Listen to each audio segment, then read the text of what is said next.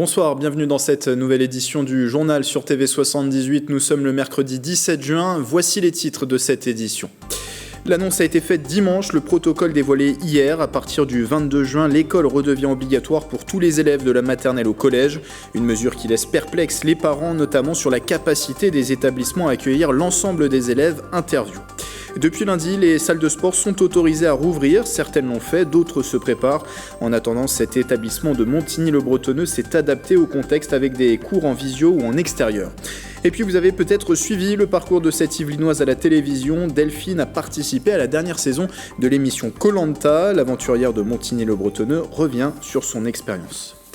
Mais avant de développer ces titres, le point sur l'épidémie de coronavirus dans les Yvelines. Les chiffres des hospitalisations sont encore à la baisse. Sur le territoire, cela concerne 459 personnes, soit 7 en moins en 24 heures. Hier, mardi, 26 patients étaient toujours en réanimation. Et depuis le début de la crise sanitaire, on dénombre 510 victimes de la Covid-19 mortes à l'hôpital. Un décès supplémentaire entre lundi et mardi. 2036 personnes ont été guéries après un passage à l'hôpital.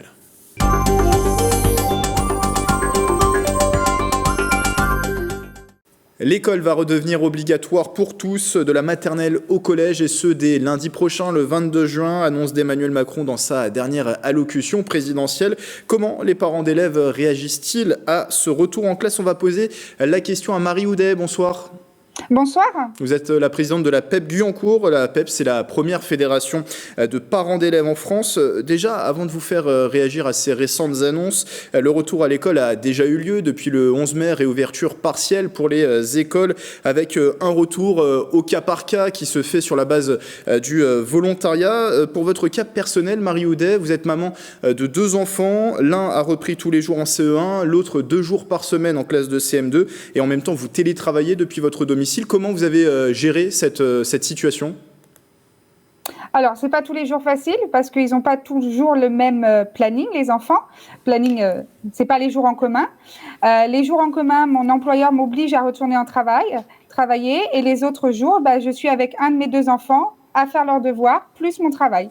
Donc ça reste encore très très compliqué à faire tout ça. Mais comment on organise justement sa journée en étant en télétravail et, je l'ai compris, en même temps en s'improvisant enseignante, du coup? C'est ça, on s'improvise tout à fait enseignant. C'est compliqué parce qu'en plus, je travaille dans un service rendez-vous, donc on est obligé d'avoir des heures strictes et d'être au téléphone. Donc, on va dire entre 2 mails et 2 coups de fil, on le fait apprendre des mots, on fait apprendre une leçon.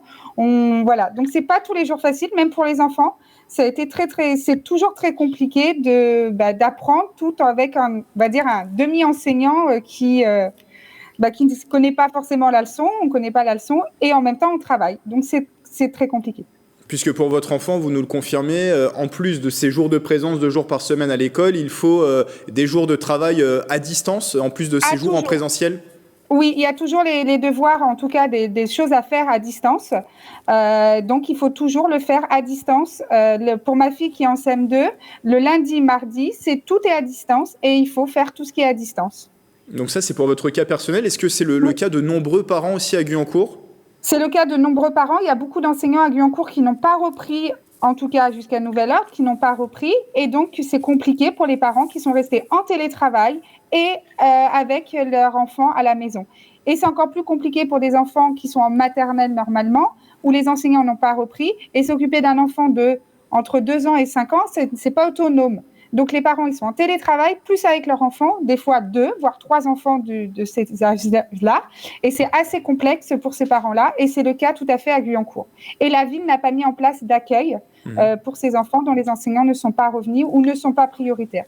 On l'a compris, situation complexe pour vous qui êtes maman, qui a dû gérer aussi cette situation de télétravail. Et en plus de cette casquette de présidente de la PEP de Guyancourt, on imagine que dans cette situation, la PEP a été au contact, en accompagnement de ses parents qui étaient aussi en difficulté pendant cette période? Alors oui, on a été à l'écoute de ses parents, on a essayé de trouver des solutions à ses parents en appelant la mairie, en demandant que ses parents étaient dans le besoin. La mairie nous a dit qu'ils ne pouvaient rien faire. Donc oui, on est à l'écoute de ses parents.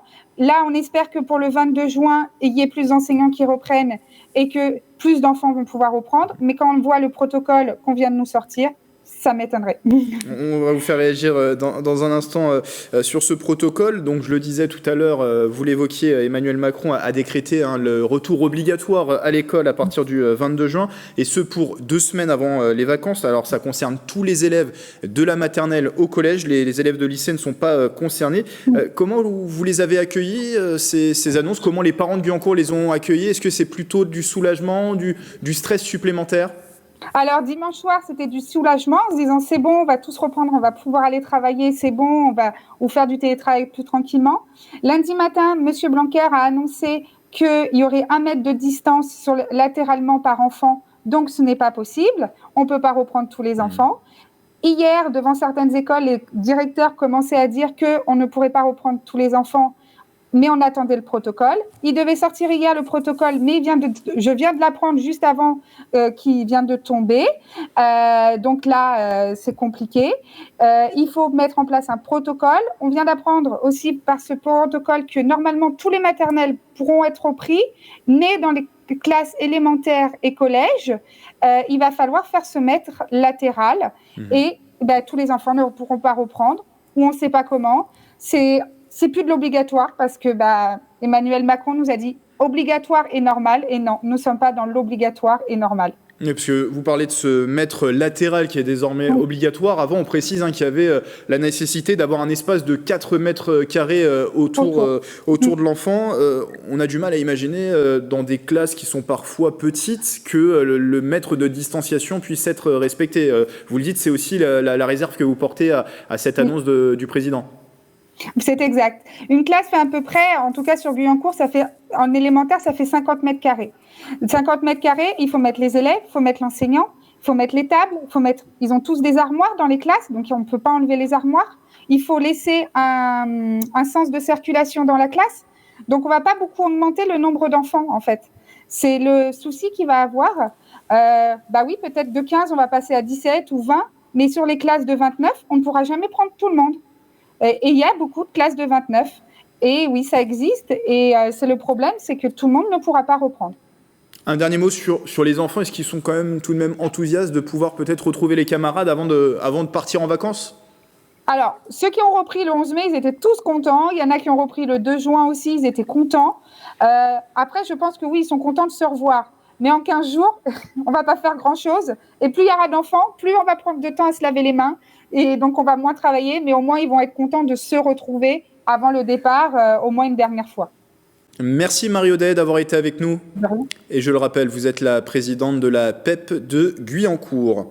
Puisqu'on parle d'éducation, c'était aujourd'hui que devait se tenir le premier jour des épreuves du baccalauréat. Les terminales auraient dû plancher ce matin sur la tant redoutée épreuve de philosophie, un examen qui, vous le savez, en raison du contexte sanitaire, a dû être repensé et totalement tourné vers le contrôle continu.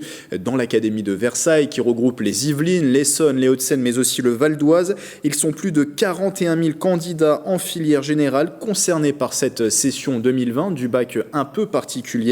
Près de 14 500 pour le bac technologique. Le résultat attendu pour le mardi 7 juillet.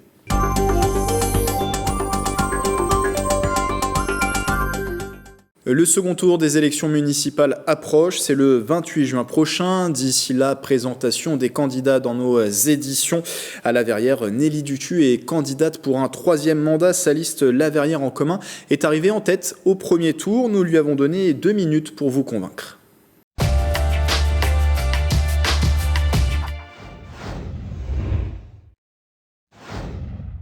On a une liste qu'on a voulu très équilibrée. Dans chaque quartier, on a le même nombre de candidats. Nous avons des gens de grande qualité, je trouve, et de compétences d'analyse, d'expérience, de formation. Une liste rajeunie par rapport à celle du mandat précédent, puisque la moyenne d'âge est de moins de 45 ans. En même temps, une liste d'expérience, puisque un tiers de personnes qui la composent ont déjà eu une expérience d'élu municipal. Un thème fort reste le même qu'au mandat précédent, c'est-à-dire tout ce qui concerne en priorité la jeunesse. Et on va de la crèche, une nouvelle crèche et une crèche collective qui permet une éducation forte. On va passer par l'école où là, on va aussi augmenter notre capacité à aider les jeunes dans leur scolarité. Et on continue de façon très logique avec les plus âgés sur l'aide à la formation, sur l'aide à l'emploi, que ce soit avec l'emploi d'un agent fait pour ça ou la création de ce qu'on appelle une régie de quartier. Une de mes premières décisions va être de faire revoter la création d'un poste de médecin municipal. Ça devient une urgence. Ce qui vient de se passer dans ce confinement, cette pandémie, nous montre à quel point ces déserts médicaux ne peuvent pas perdurer, que ce soit dans les hôpitaux, mais que ce soit aussi dans la médecine de ville. Et ce sera donc une triangulaire à La Verrière, tout comme à Plaisir. 3 candidats sont également engagés dans le second tour des municipales. Annie Joël Priou-Asni mène Toute affaire pour Plaisir, qui s'est classé 3e le 15 mars dernier. Présentation en 2 minutes.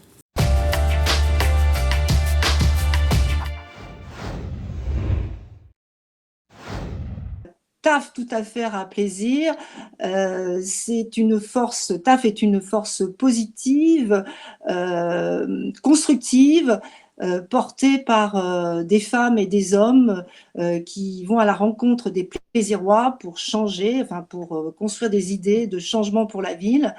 Une force centrée sur une intelligence collective et de partage. Il repose en tout cas sur une politique des besoins auxquels on adapte les moyens, et il y a un fort besoin à Plaisir, ce sont les liens entre les quartiers, les habitants, les liens de circulation, de mobilité douce.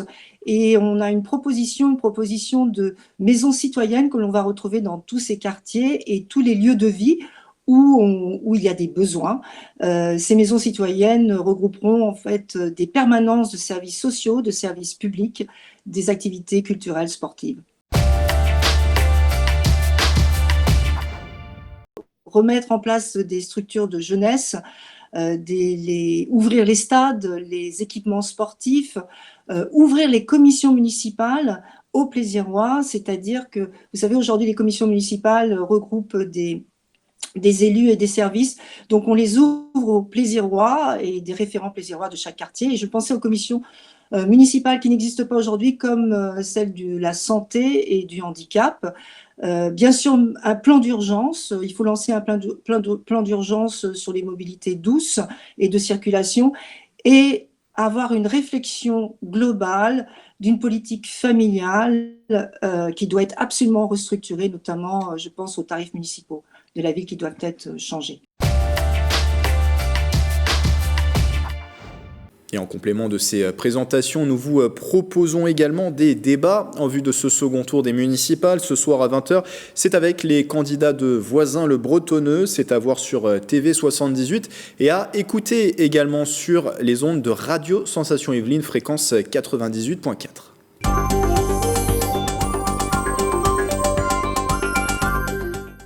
Dans l'actualité, ces images qui ont fait le tour des réseaux sociaux aujourd'hui, plus de 500 personnes qui se sont ruées à un magasin d'une enseigne de discount d'Orgeval. Elle a raison, une promotion très attractive, une célèbre console de jeu vendue à 95 € contre 300 en temps normal. Certains ont même passé la nuit devant le site pour espérer profiter de cette réduction. Les événements ont vite dérapé et ont nécessité l'intervention des gendarmes. Dans la cohue, une personne a fait un malaise et un gendarme a été blessé. La vente a été finalement annulée. L'enseigne allemande de discount a indiqué qu'aucune communication n'a été faite sur cette promotion et qu'une photo à titre privé a fuité malencontreusement sur les réseaux sociaux.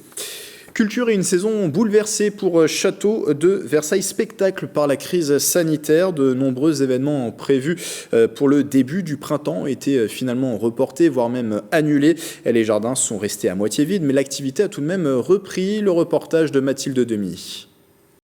Avec la crise sanitaire, beaucoup de projets ont dû être reportés, voire annulés par le château de Versailles Spectacle. Depuis la réouverture, le château n'accueille que 500 personnes par heure. Les grandes zones musicales qui devaient débuter fin mars ont finalement commencé 3 mois après, en juin. L'activité principale, elle se fait aussi beaucoup au moment de la reprise de la haute saison. Donc là, on devrait pouvoir, grosso modo, pour une dizaine de ces spectacles, les accueillir dans la saison qui arrive. Donc on les a décalés dans le temps et ça permettra de faire jouer les artistes qui sont aujourd'hui beaucoup à la peine et également de donner au public les projets qu'il avait envie d'entendre, que ce soit en musique, en danse, en grand projet. Et puis d'autres ont été littéralement reportés d'1 an. Je pense au Bal Masqué par exemple, ou aux Fêtes Galantes, ou à Versailles Electro qui devait accueillir 18 000 personnes. Eh bien on les attendra 1 an plus tard, tout simplement, jour pour jour. Les secteurs du tourisme et de la culture ont grandement été touchés par la crise sanitaire. Les spectacles reprendront lors de la saison 2020-2021 entre octobre et décembre, et la saison musicale, quant à elle, reprendra à la fin de l'été à l'Opéra Royal. On aura un focus de chorégraphie au mois de décembre, parce que je crois que c'est un mois où on aime bien sortir en famille. Et c'est un projet, la chorégraphie qui peut s'adapter assez bien aux enfants. Il y aura une chorégraphie autour des 4 saisons de Vivaldi, faite par Marie-Geneviève Massé. Il y aura le spectacle d'Angelin Préljocage qui s'appelle Voyage d'hiver sur la musique de Schubert. Ça tombe bien, ça sera en hiver. Où les danseurs, on va dire, évoluent avec un chanteur et un pianiste qui chantent les leaders de Schubert, et le tout dans une atmosphère allemande, on va dire de romantisme allemand assez extraordinaire. Le même Préljocage nous donnera un spectacle qui s'appelle La Fresque, qui est une création d'il y a 3 ans. Et enfin, nous finirons l'année, comme nous aurions dû la commencer par définition, avec l'anniversaire de l'Opéra Royal, les 250 ans, puisque ce sera avec le spectacle chorégraphique Marie-Antoinette, qui raconte l'histoire de Marie-Antoinette à Versailles. Pour patienter avant la reprise des spectacles et activités culturelles, les grandes zones nocturnes feront leur retour tous les samedis soirs, à partir du 27 juin jusqu'au mois de septembre. Il a retrouvé son public ce mercredi. Le musée de la ville de Saint-Quentin en Yvelines a rouvert ses portes. Accès sécurisé et mesures sanitaires mises en place, avec toujours au programme l'exposition Le siège qui se révolte, qui met en avant une collection de sièges et canapés design. Elle est d'ailleurs prolongée jusqu'au 9 janvier 2021. Les salles de sport, elles, sont autorisées depuis lundi par le gouvernement à reprendre leur activité. Certaines n'ont pas attendu cette annonce pour se réinventer en adéquation avec les mesures sanitaires.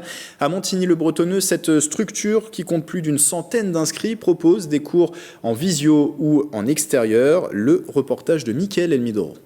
Jambes tendues, inspire, lève et retire la descente. Des cours via écran interposés depuis le 22 mars, cette salle implantée à Montigny-le-Bretonneux a dû se réinventer avec l'épisode du Covid-19. Les plannings ont été adaptés et les cours de yoga, pilates et de renforcement musculaire se font par petits groupes. Une situation inédite pour la structure créée il y a 10 ans. J'ai mis des cours le matin, à l'heure du déjeuner, et des cours le soir. J'envoie des liens pour chaque séance. Les élèves m'envoient leur programme de la semaine. Et puis après, chaque semaine, moi, je définis le planning qui peut changer toutes les semaines en fonction des impératifs des uns et des autres. Et puis, j'ai en moyenne, j'irai entre 5 et 10 personnes par Zoom à chaque cours. Et j'ai une quinzaine de cours. Pour compléter cette offre en ligne, Céline a décidé depuis le 2 juin de donner la possibilité à sa centaine d'élèves de pratiquer des cours en extérieur. Au programme aujourd'hui du Pilates. Expirez par la bouche, décontractez votre gorge, vos épaules et vos bras. Inspirez par le nez, étirez votre colonne vertébrale comme si un fil vous tirait par le sommet du crâne. Expirez, bouche ouverte. Ça change que je peux revoir les élèves, que je peux avoir plus de monde que si j'étais dans le studio. Parce qu'au studio, avec les normes, je ne pourrais pas avoir plus de 4 ou 5 personnes. Et là, je peux en avoir 9. Donc ça change beaucoup. Et puis ça permet de vraiment les revoir et de pouvoir bien les corriger. Des cours en extérieur 3 fois par semaine qui séduisent les pratiquants. Oh, c'est super. Je trouve que c'est une très belle expérience. Ça apporte autre chose. Moi, depuis le début qu'elle en a proposé, j'en ai pas raté un seul. Au niveau le Pilates, on travaille le centre et ça change tous les repères. Donc ça fait travailler différemment et c'est intéressant. Les cours reprendront en intérieur le lundi 22 juin, mais vu le succès rencontré avec ces cours en extérieur, Céline devrait continuer pendant la période estivale. Vous avez peut-être suivi la dernière saison de Koh-Lanta. Parmi les aventuriers cette année, une Yvelinoise de Montigny-le-Bretonneux, Delphine, restée 30 jours sur une île paradisiaque, a été éliminée juste avant la réunification. Aurélie Ronze a recueilli ses impressions au terme de son expérience. Regardez.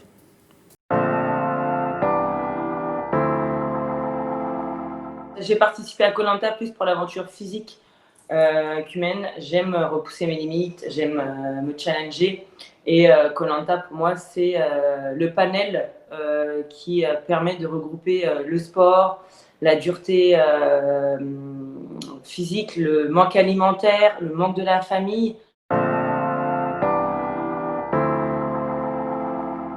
L'ennui, parce que les journées à Koh-Lanta sont très longues, on se lève très tôt, on se couche, on se lève avec le lever du soleil, on se couche avec le soleil, donc du coup, 5h30, 6h, tu es debout, tu t'endors vers 18h, 19h, donc l'ennui et les relations humaines, parce que tu arrives avec des gens que tu ne connais pas, et tu es en totale immersion avec eux, H24, 7 jours sur 7, du matin au soir, donc c'est compliqué.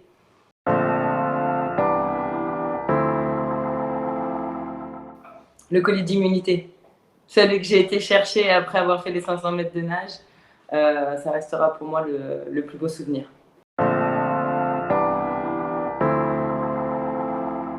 C'est d'avoir écouté mon affect au lieu d'écouter ma raison et d'avoir été trop tribu rouge et d'avoir pris conscience qu'en réalité, il n'y a pas d'affect dans Koh-Lanta. Comme le dit Théora, la confiance c'est bien, mais la méfiance c'est mieux. Et ça m'a coûté ma place. J'ai attendu que la pilule passe et puis on s'est expliqué. Et puis ça reste qu'un jeu et évidemment que je me suis réconciliée avec Ahmad.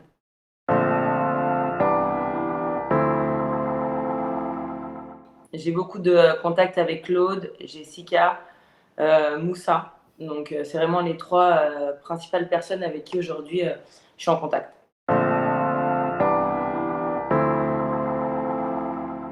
Je dis oui. Le challenge et l'amertume d'avoir été éliminée à la porte des ambassadeurs fait que je ne pourrais que repartir pour aller chercher la compétition, quoi. Avant de refermer ce journal, une idée pour vous aérer tout en restant dans les Yvelines. Les fermes de Galy ont choisi de diversifier leur activité. Le labyrinthe des petites poules est par exemple aujourd'hui accompagné de 5 nouveaux parcours et de jeux en bois. Mélanie Poquet a tenté de trouver la sortie. Aventuriers de tous âges, la ferme de Galy vous lance un défi, arriver à sortir de ces 5 labyrinthes. De celui fait de grilles à celui en bottes de paille, il vous entraîne dans le monde agricole. Il y a un axe pédagogique important. Il y a un thème autour des vaches, des races de vaches qu'on peut trouver en France. Il y a un thème qui concerne tous les petits animaux qu'on peut trouver autour de nous. Donc ça, ce sont des labyrinthes qui sont destinés principalement aux enfants. On a un espace dédié aux abeilles, parce qu'à Galy, la prise en compte des abeilles, le respect et la protection des abeilles est quelque chose de très important. Notre labyrinthe de céréales est très tourné autour de l'agriculture. Des jeux et des animations qui s'étendent sur 4 hectares, avec un livret de questions à répondre après 2 mois de confinement. Le public familial répond présent. Très distrayant, bien construite. Voilà, on a découvert un nouvel endroit, c'est pas pour les enfants. Profiter du beau temps. Les parents ils peuvent aider parce que c'est quand même un peu compliqué et je trouve ça très très bien. Ça permet de voir autre chose sur le domaine de Galy, où c'est vrai que c'est un endroit où on vient régulièrement. Pour les enfants, en ce moment, c'est vraiment l'occasion de retrouver le plaisir de courir en plein air, s'amuser, profiter de l'extérieur. Des jeux anciens sont aussi proposés. L'aire de jeu accueille du public tous les jours de la semaine et tous les samedis de juillet passeront en nocturne. Il y a comme un air de vacances. C'est la fin de ce journal, merci de votre fidélité. Très belle soirée à tous sur TV78.